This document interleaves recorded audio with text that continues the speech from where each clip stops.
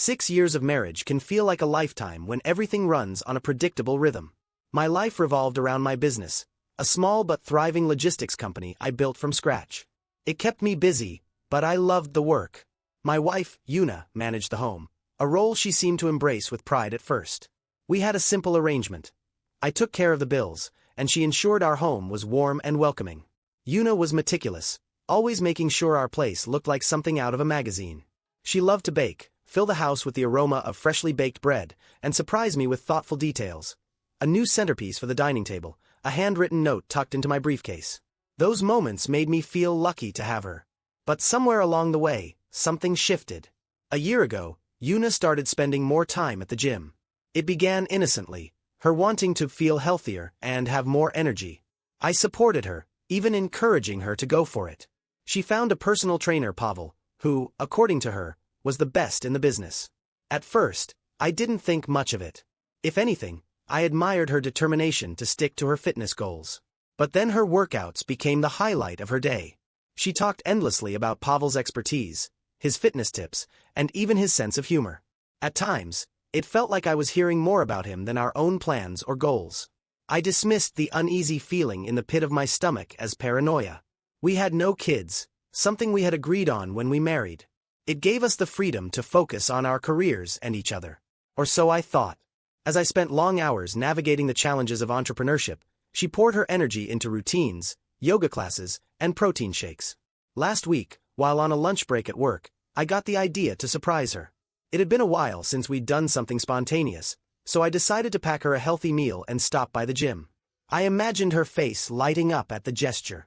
After all, small surprises like this had always been our thing. I didn't know it then, but that decision would turn my life upside down. That afternoon, I left the office feeling lighter than I had in weeks. The lunch I packed for Una was simple but thoughtful, a fresh salad, grilled chicken, and her favorite fruit smoothie. I even added a small note, just a quick, thinking of you. Love you. It felt good to do something spontaneous, like a way to reconnect in the middle of our busy lives. When I pulled up to the gym, I noticed something odd. The large glass doors were closed, with a closed sign hanging neatly on the front. Strange, I thought. It was only mid-afternoon. Gyms didn't close this early, especially not on a weekday. Curiosity got the better of me, and I parked the car. Walking up to the entrance, I peeked through the glass doors, expecting to see an empty room. But as I squinted past the dim light filtering through the blinds, I caught movement in the far corner near the treadmills. At first, it didn't register. I saw Una, her bright workout top unmistakable, but she wasn't alone. Pavel stood close to her, too close. My stomach dropped. My mind scrambled for explanations, something innocent, anything to dismiss the sinking feeling that had gripped me. Maybe they were discussing a new exercise? Maybe I was overreacting? But then I saw it clearly. The intimacy of their interaction wasn't something I could mistake. The casual brush of hands, the way she leaned into him. Everything screamed betrayal. Then it happened. She crossed a line I never imagined she would. I froze. My first instinct was to walk away, to pretend I hadn't seen anything. But the longer I stood there, the more the shock turned into something darker. I fumbled for my phone, my hands trembling as I opened the camera. The screen shook as I hit record, framing the scene that shattered everything I thought I knew about my wife. The short video felt like an eternity to capture. My chest burned with a mix of rage, humiliation, and confusion. It was as if my body didn't know how to process what I was seeing. When the video stopped, I just stood there for a moment. My hands felt numb, my legs unsteady. A dozen thoughts raced through my mind, each more chaotic than the last. Should I confront them? Should I leave? Should I what? Finally, I turned and walked back to my car, gripping the lunch bag, so tightly it nearly tore.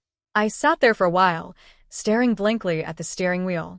The happy scenario I'd imagined just an hour ago, her smile, her gratitude, felt like a cruel joke. I didn't drive straight home. I needed time to think, to piece together what I'd just witnessed. But no matter how hard I tried, the image of Una with Pavel wouldn't leave my mind. That was the moment I knew our marriage was over. I didn't go home right away. Instead, I drove aimlessly through the city, the lunch bag still sitting on the passenger seat like a cruel reminder of my failed gesture. My mind was a storm of emotions, anger, disbelief, humiliation, and an ache I couldn't describe. I pulled into a quiet park on the outskirts of town.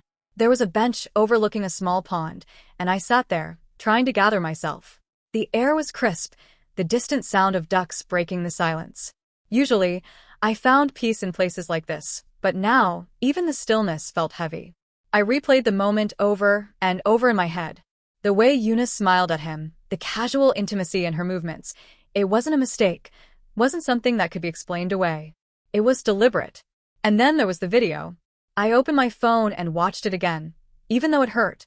Every second of it felt like a punch to the gut, but I needed it. It wasn't just evidence. It was the truth, something I couldn't deny or dismiss. By the time I got home, the house was quiet. Una was in the kitchen, humming softly as she prepped dinner, completely unaware of what I had seen.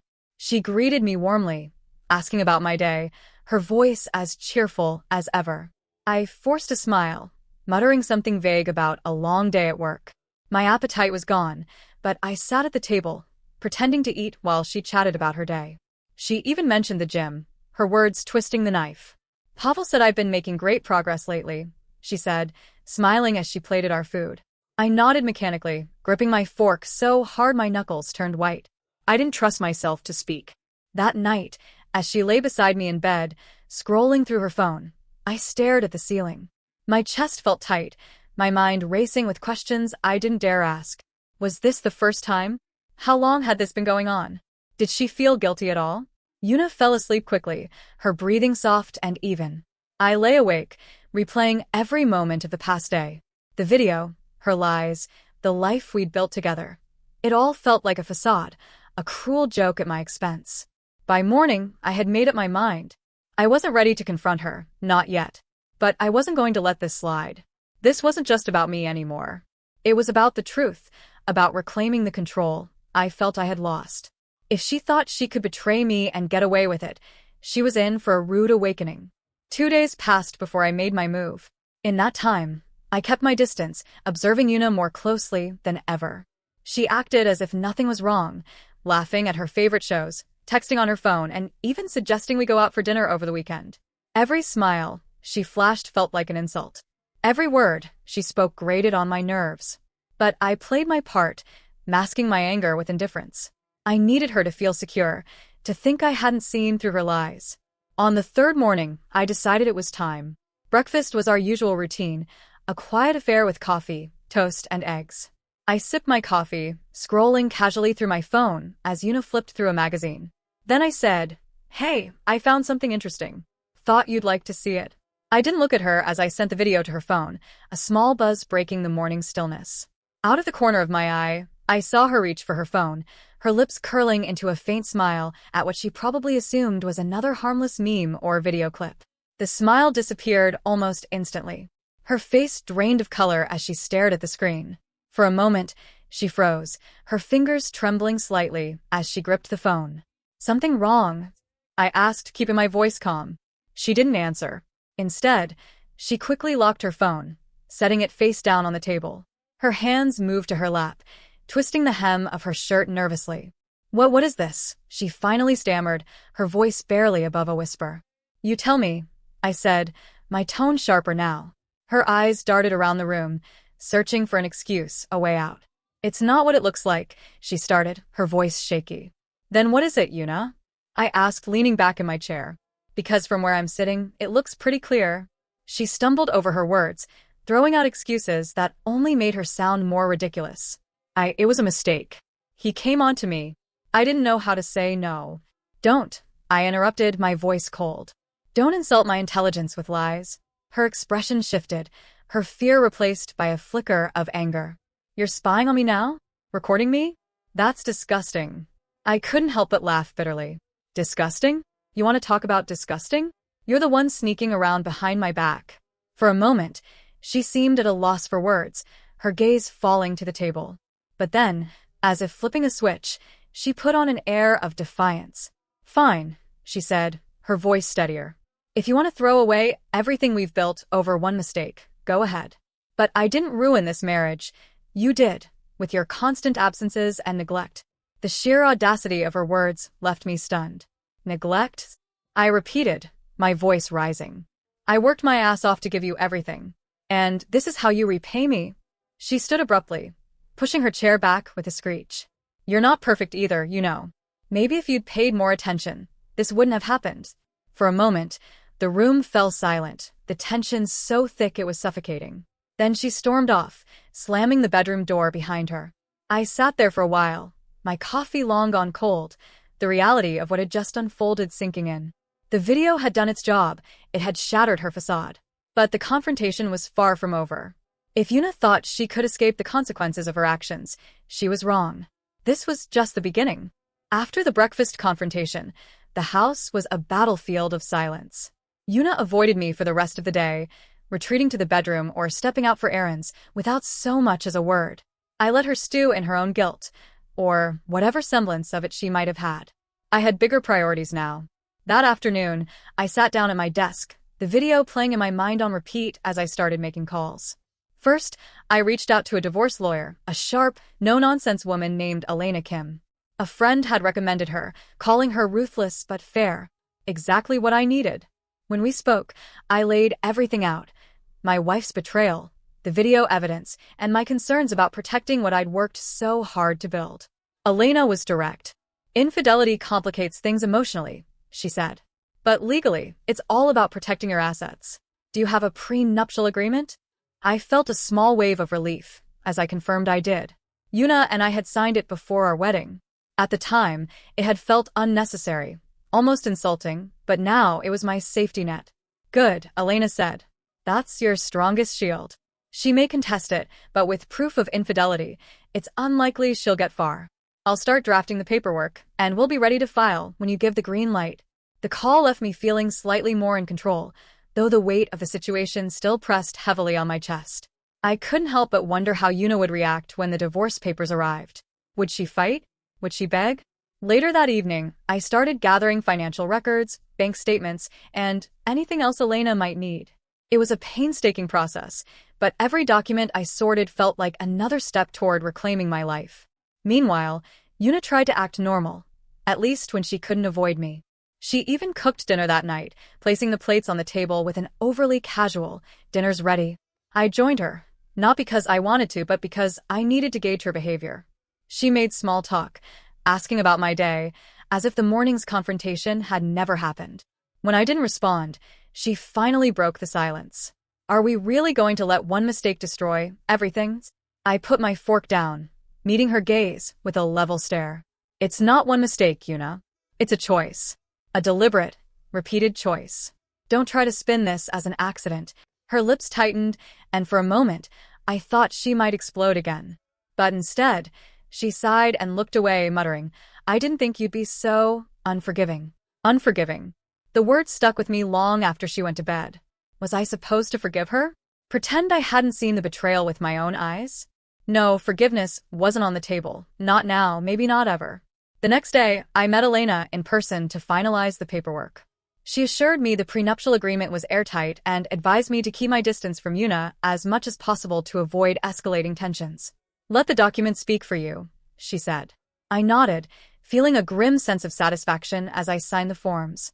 The wheels were in motion now, and there was no turning back. When I returned home that evening, Una was waiting for me in the living room. She was wearing the same dress she'd worn on our last anniversary, her makeup carefully done. It was a desperate attempt to recapture something that had long since been broken. Can we talk? She asked, her voice soft and pleading. I didn't respond, walking past her to the kitchen to pour myself a glass of water.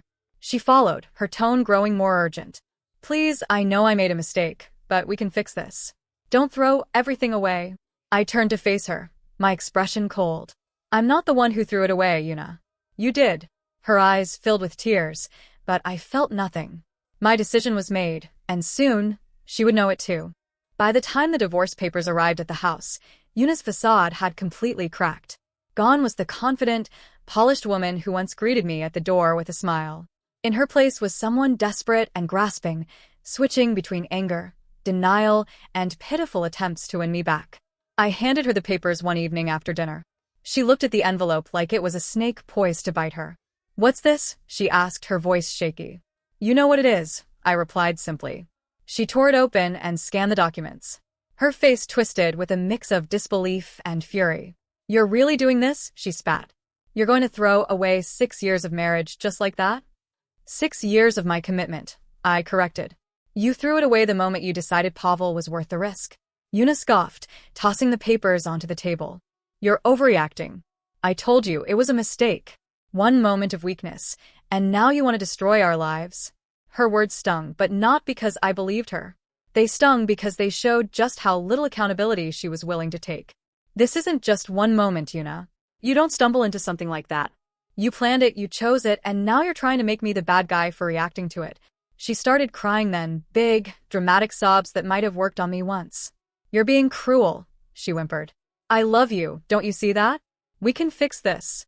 I said nothing, letting her words hang in the air like a bad smell. When she realized I wasn't going to respond, her demeanor changed. The tears dried up, and her face hardened. You know, this isn't all my fault, she said sharply.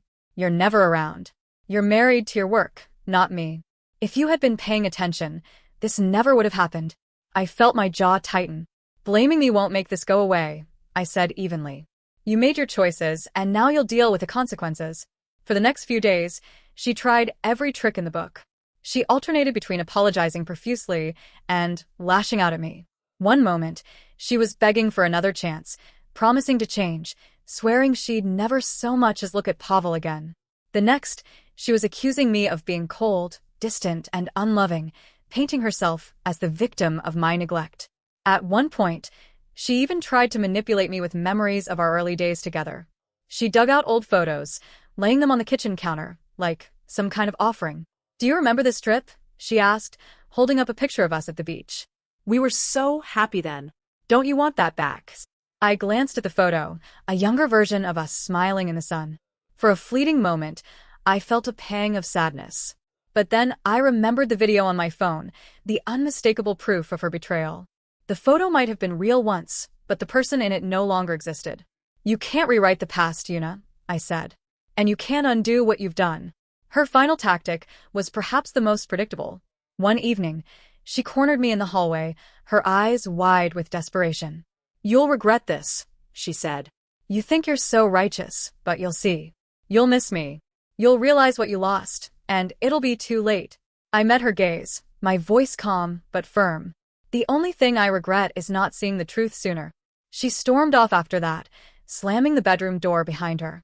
I stood there for a moment, letting the silence settle over the house. The battle wasn't over yet, I knew that. But for the first time in weeks, I felt a flicker of hope. Una could twist the story however she wanted, but the truth was on my side. And no matter how much she lied, manipulated, or begged, I wasn't going to let her drag me down with her. As the days passed, Una's attempts to manipulate me grew less frequent, but no less desperate.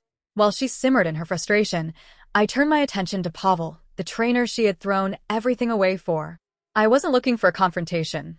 I wasn't interested in yelling or starting a scene. What I wanted was clarity. A quick search online revealed more about Pavel than I expected. His social media was filled with motivational quotes, fitness tips, and pictures of him posing with clients. Among them, Una's face appeared in a few posts, smiling wide, her arm draped around his shoulders after a workout. One image in particular stood out. It was a group photo from a gym event a few months ago. Pavel stood in the middle, his hand resting a little too comfortably on Una's lower back. I couldn't help but wonder how many of their sessions were actually workouts and how many were something else entirely. Curiosity drove me to the gym again, this time during normal hours. The place was buzzing with activity, weights clanging, treadmills whirring, and the faint smell of sweat in the air. Pavel was there, guiding a client through squats. He seemed oblivious to my presence, his focus entirely on his work. I didn't approach him right away. Instead, I observed from a distance, noting how he interacted with others. He was charming, attentive, and confident, qualities that likely drew Una in. Eventually, our eyes met, and I saw a flicker of recognition cross his face. He must have known who I was. I'd been to the gym with Una once or twice in the early days. He offered a professional smile and nodded in acknowledgement. I nodded back, walking up to him. Can we talk for a minute? I asked. He hesitated but agreed, leading me to a quieter corner near the front desk. What's this about? He asked, keeping his tone neutral. I didn't mince words. You know exactly what this is about. My wife, Una. His expression shifted slightly, a mix of surprise and unease. "Look, I don't want any trouble," he said quickly. "I didn't force her into anything. It was mutual." Hearing him admit it so bluntly almost made me lose my composure, but I held steady. "Do you make a habit of sleeping with your clients? Or was she just a special case?" He stiffened at that, glancing around nervously. "It wasn't supposed to happen," he said. "It just did. I didn't mean for it to go this far." I leaned closer, lowering my voice. "Let me make this clear. I don't care about your excuses. I don't care about your guilt. What I care about is making sure you stay far away from her from now on. Do you understand me?" He nodded quickly, his confidence fading under my glare. "Yeah, I get it." I stepped back, satisfied that my message had landed. "Good," I said, turning to leave. As I walked out of the gym, I felt a strange sense of closure. Pavel was a symptom, not the cause. Una had made her choices, and he had simply been the one who took advantage of them. Confronting him didn't change what had happened, but it helped solidify my resolve to move forward. The damage was done, and I wasn't going to waste another moment looking back. The day Una was officially served the divorce papers was colder than usual, a stark contrast to the heated storm that had been brewing between us. I hadn't told her when they would arrive, but I made sure to be at home when it happened. She had chosen her path, and I wanted her to face the reality of it. When the knock came, I stayed in the living room, deliberately out of sight, but close enough to hear her reaction. The moment she opened the door and saw the courier, I knew she understood. Her voice faltered as she signed for the documents. She stood in the entryway for a long time after the door closed, holding the envelope as if it weighed a ton. I didn't need to see her face to know what was going through her mind. The finality of it was sinking in. Later, she found me in the kitchen, the papers clutched tightly in her hands. "You're really doing this," she said, her voice a mixture of anger and desperation. "You're actually going through with it?" I didn't look up from the coffee I was pouring. "Yes, I am." "You don't even want to try?" she demanded, her tone rising. "You're just going to throw it all away?" I set the cup down and finally met her gaze. "I didn't throw anything away, Una. You did." Her eyes filled with tears, but I refused to let them sway me. I had spent too many nights staring at the ceiling, replaying her betrayal in my mind. Too many mornings sitting across from her at the breakfast table, feeling the weight of her lies. The next few weeks were a blur of legal meetings, paperwork, and courtroom sessions. Una, to her credit, fought hard. She contested the terms of the prenuptial agreement, trying to claim more than what she was entitled to. "She's going to argue emotional distress," Elena warned me during one of our meetings. "It's a common tactic. She'll try to paint herself as the victim to gain sympathy from the court." But Elena was as sharp as they came. Every claim Una made, Elena countered with cold, hard facts. The video I had recorded served as undeniable proof of infidelity, effectively dismantling any argument she tried to make. In court, Una's demeanor shifted between contrite and combative. One moment, she was tearfully apologizing for her actions. The next, she was lashing out at me, accusing me of neglect and emotional abandonment. I sat through it all in silence, letting Elena handle the proceedings. I wasn't there to argue or defend myself. I was there to end things. The final ruling was as clean as I could have hoped for. The prenup held up, and Una's claims were dismissed. She left the courthouse visibly defeated, her usual composure replaced by raw vulnerability. That night, for the first time in what felt like forever, I allowed myself a moment of peace. I poured a glass of whiskey, sat on the couch, and stared out the window at the city lights. The divorce wasn't just the end of my marriage. It was the end of an illusion I had been clinging to for far too long. It hurt, of course. The life I had imagined with Una was gone, and the memories we had shared felt tainted. But beneath the pain, there was a quiet sense of relief. I had taken the first step toward reclaiming my life. After the divorce was finalized, the house felt strangely empty. Una moved out the following week, taking her personal belongings and leaving behind a silence I wasn't used to. It wasn't the things she left behind that affected me. It was the absence of her presence, the routine, the familiar. But as the days passed, the emptiness began to feel less like a loss and more like a blank slate. For the first time in years, I had space to think about what I wanted, who I was outside of my marriage. I threw myself into work. My business had always been my passion, and now it became my anchor. Long hours at the office felt less like an escape and more like a chance to rebuild. I reached out to friends I had lost touch with, slowly rekindling relationships that had faded during my marriage. On weekends, I explored hobbies I'd neglected, hiking, reading, even trying my hand at cooking. It was messy at first. I burned a few meals and spent more time cleaning up than eating. But there was a quiet satisfaction in creating something for myself, no matter how imperfect. The people around me noticed the change. My assistant, Hannah, commented one day, "You seem lighter."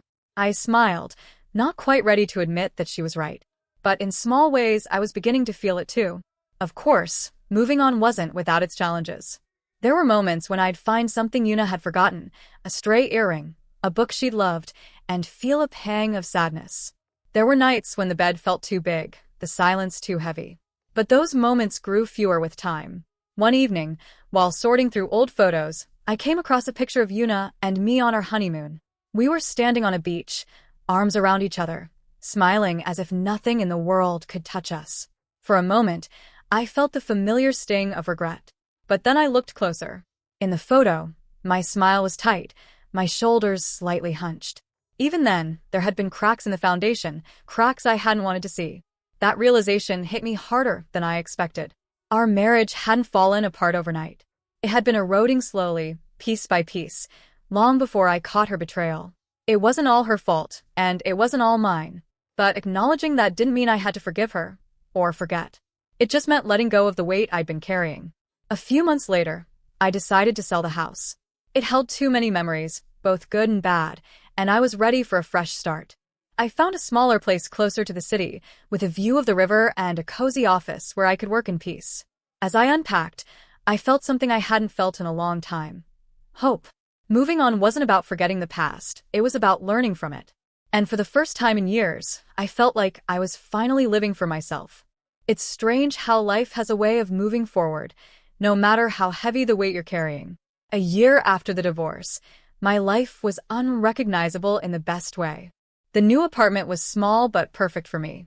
The morning light poured through the windows, and the view of the river became my daily reminder of the peace I'd fought to reclaim. The clutter of my old life, both physical and emotional, was gone, replaced by a simpler existence that felt entirely mine. I dove deeper into my business, expanding in ways I'd only dreamed of before. The work kept me busy, but it was no longer an escape. It was a purpose. My team thrived, and so did I. Socially, things were different too.